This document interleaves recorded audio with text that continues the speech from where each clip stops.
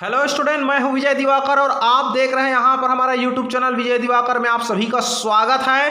अक्टूबर महीने का गणित के असाइनमेंट की बात करते हैं। गणित के असाइनमेंट अक्टूबर का प्रश्न 5वां का उत्तर ध्यान से देखिए। मैं विस्तार से आपको हल करके बता रहा हूं, बिल्कुल समझा करके, ताकि आपको समझ में आए और वैसे ही आप बिल्कुल बोर्ड परीक्षा में आप लिख सकें। देखिए यहां पर y अक्ष पर स्थित किसी बिंदु के निर्देशांक ज्ञात कीजिए जो बिंदु 5, 2 और 3 और 4 से समदूरस्थ था। ये वाली बिंदु और ये वाली बिंदु से समान दूरी पर स्थित है। जो y अक्ष पर कोई बिंदु है तो उसका निर्देशांक बताना है।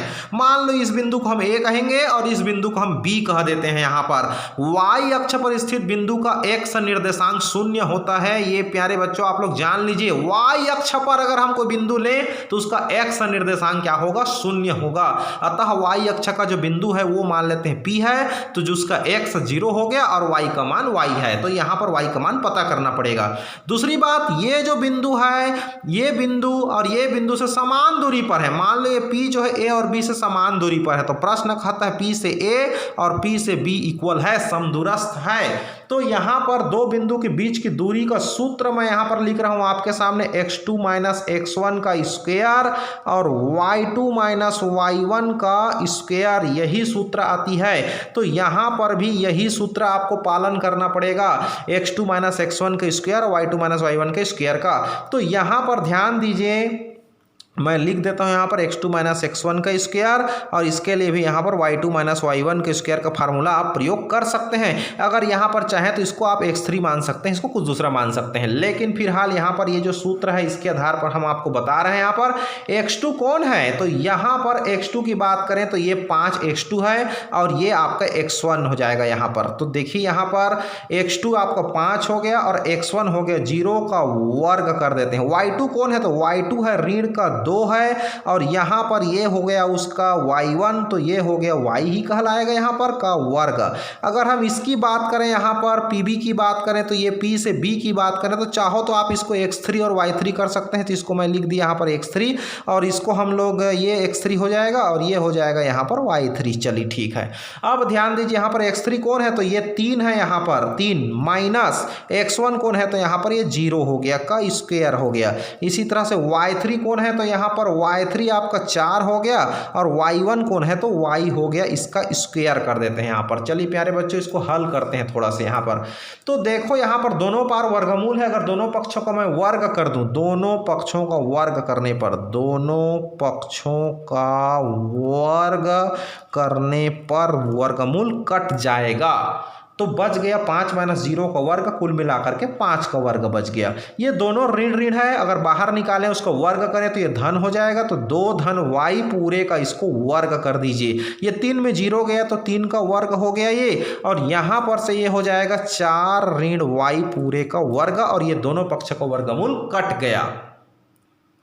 चलिए इसको हल करते हैं। 5 का वर्ग हो जाएगा यहाँ पर प्यारे बच्चों, ये हो जाएगा 25। 5 का वर्ग हो जाएगा यहाँ पर 25 और ये a धन b के सूत्र में तोड़ दीजिए। a का वर्ग मतलब 2 का वर्ग, b का बीच में आ जाएगा 2ab, तो 2 गुणित 2 गुणित y, 2ab, a और b और प्लस y का वर्ग मतलब b का वर्ग, ये हो गया 3 का वर्ग। नाउ इसको a ऋण b के वर्ग के सूत्र में तोड़ देते हैं। a का वर्ग माने 4 का वर्ग और इसके बाद ऋण का 2ab, तो ऋण 2 गुणित a मतलब 4 और b मतलब y और धन b का वर्ग मतलब y का वर्ग हो जाएगा। अब इसको हल करते हैं यहाँ पर, तो ये हो जाएगा 25 और 2 का वर्ग हो जाएगा 4 और 2 दूनी 4y हो जाएगा ये, फिर उसके बाद y का स्क्वायर बराबर 9 और 4 का वर्ग हो जाएगा 16 और 4 दूनी 8 का y हो जाएगा और प्लस का y का वर्ग।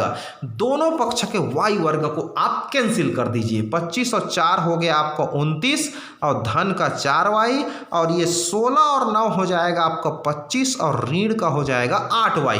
अब इसको आप पक्षांतर कर दीजिए। जब पक्षांतर करेंगे यहाँ पर तो ध्यान दीजिए यहाँ पर का चिन्ह बदल जाएगा। ऋण का 8y इस पर आएगा तो ये आपका धन का 8y हो जाएगा। 4y तो रहेगा ही, ये धन का 8y हो जाएगा बराबर 25 ऋण 29 इस पर आ गया, 8 और 4 ये हो जाएगा आपका 12y हो जाएगा। 25 में 29 आपको घटाना पड़ेगा तो ऋण का 4 आएगा क्योंकि 29 बड़ा है। अब यहाँ पर से आप आप y बराबर निकालेंगे ऋण 4 भागित का 12, तो y बराबर आ जाएगा 4 एकम 4 और 4 थी 12, ऋण का 1/3 आ गया।